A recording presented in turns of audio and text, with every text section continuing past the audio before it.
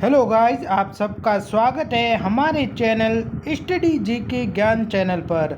तो प्यारे दोस्तों, आज की वीडियो में हम SSC MTS most important GK देखेंगे, जो आपके आने वाले एग्ज़ाम के लिए मोस्ट इम्पॉर्टेंट महत्वपूर्ण प्रश्न रहने वाले हैं परीक्षा के लिए।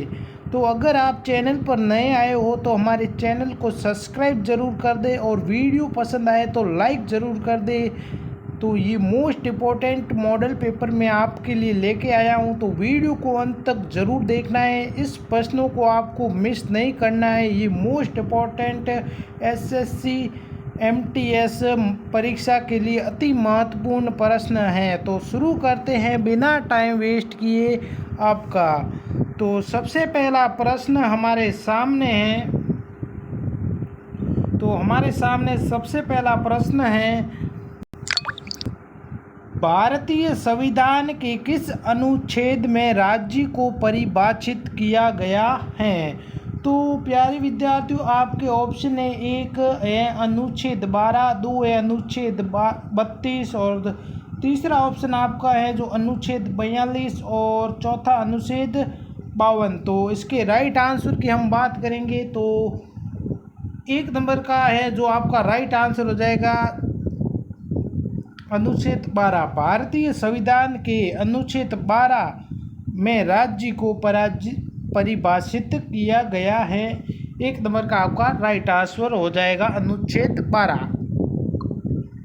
अगले प्रश्न की हम बात करते हैं। अगला प्रश्न हमारे सामने है, संघीय व्यवस्था में किस संस्था को संविधान का संतुलन चक्र माना जाता है?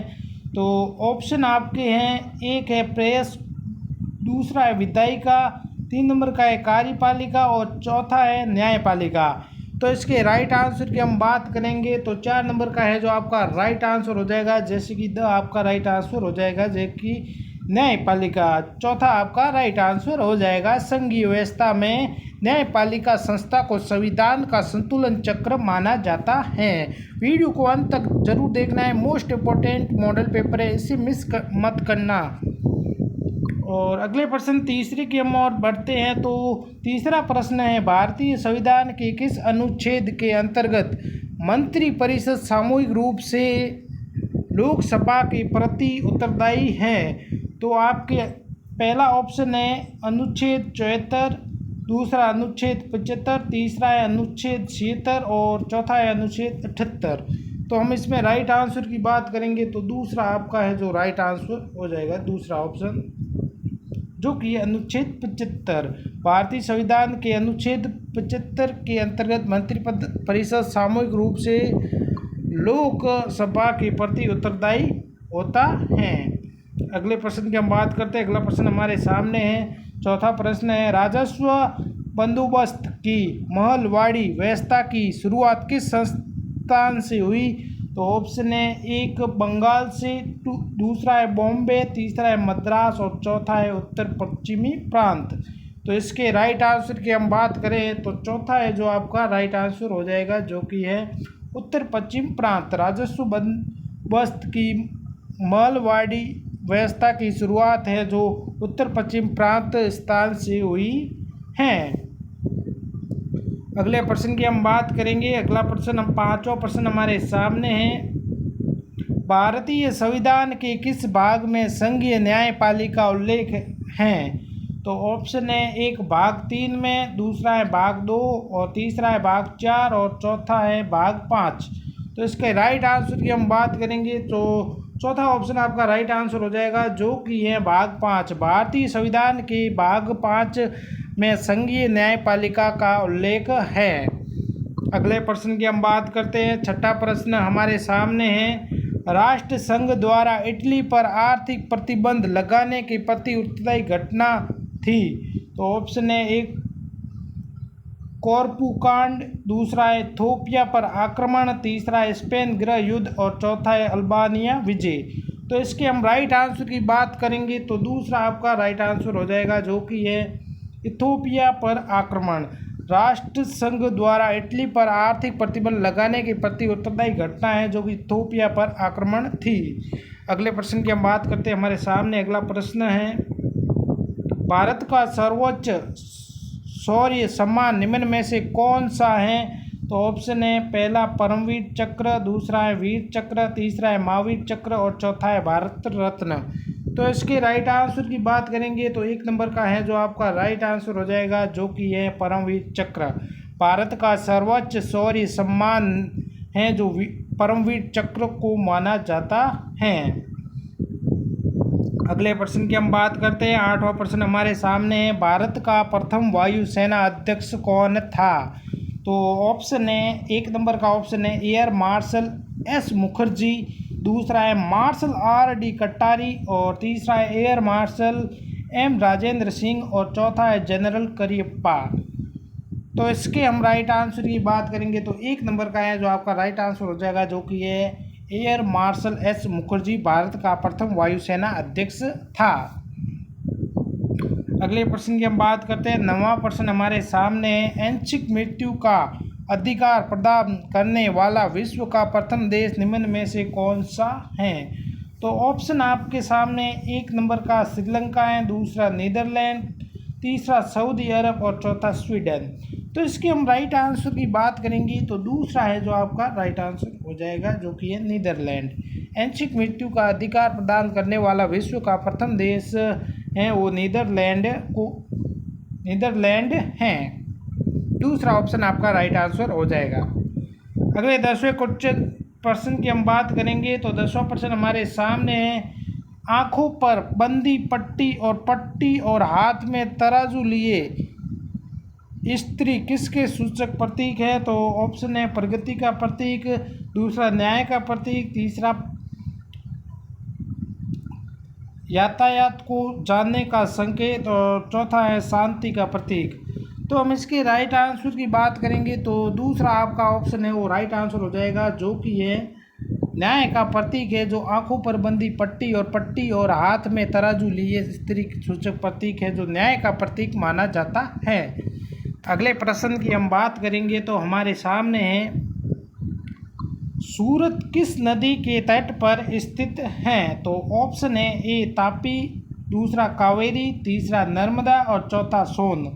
तो इसके राइट आंसर की हम बात करेंगे तो एक नंबर का ऑप्शन है आप राइट आंसर हो जाएगा, जो कि ये सूरत है जो तापी नदी के तट पर स्थित है। अगले प्रश्न की हम बात करते हैं। हमारे सामने है प्रश्न 12, महमूद गजनवी ने भारत पर कितनी बार आक्रमण किया है? मोस्ट इंपॉर्टेंट है, पहला है 12 बार, दूसरा है 17 बार, तीसरा है 16 बार और चौथा है 14 बार।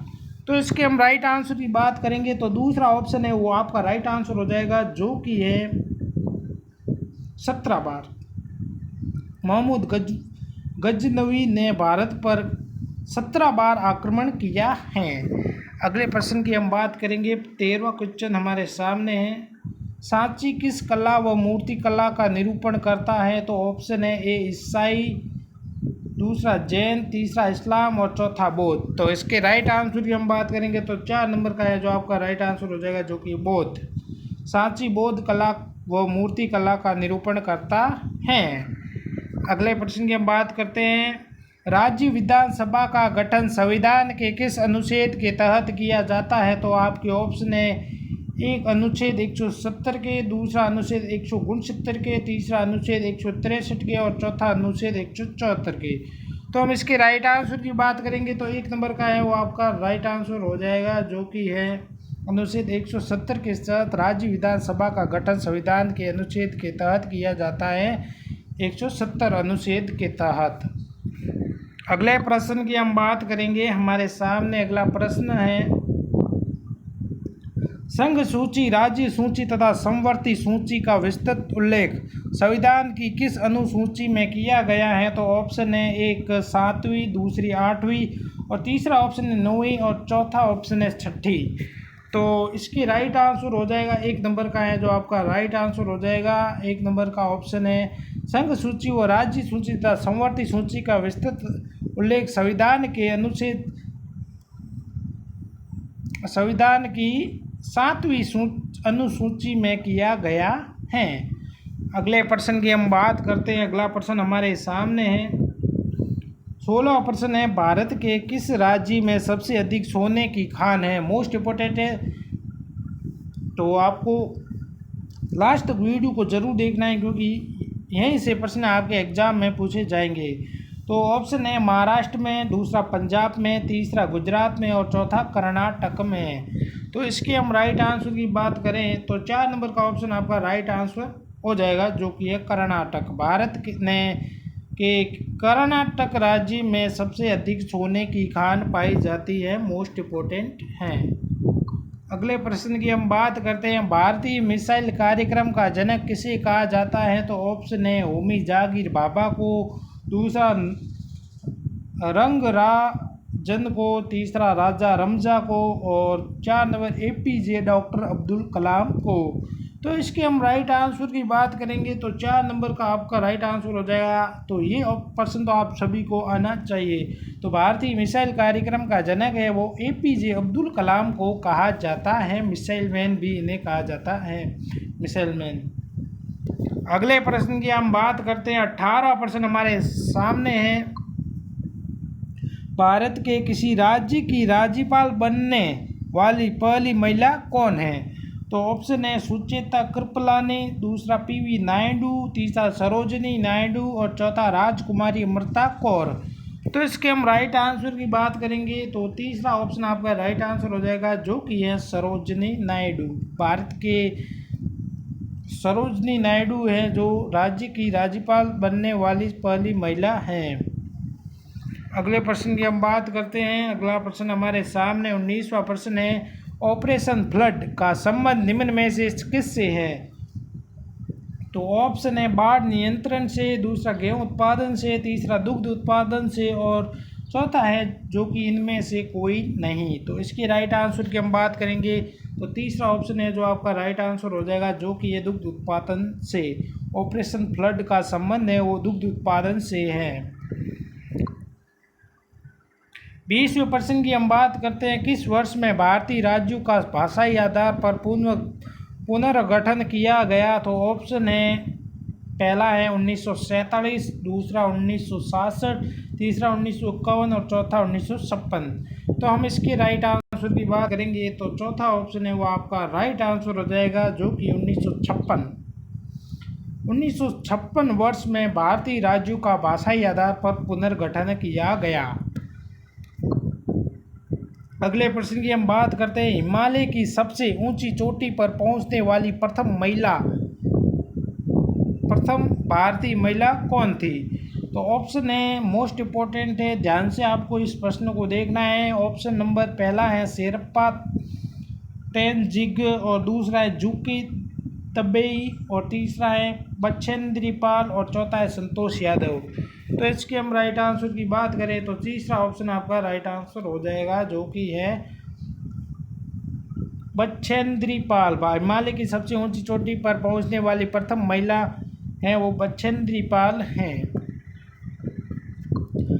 22वें प्रश्न की हम बात करें तो भारत में प्रथम भूमिगत परमाणु विस्फोट कहाँ किया गया है? तो ऑप्शन है जैसलमेर, दूसरा पोखरण, तीसरा हिमाचल प्रदेश और चौथा है गुजरात। तो इसके राइट आंसर की हम बात करें तो दूसरा है जो आपका राइट आंसर हो जाएगा, जो कि है पोखरण।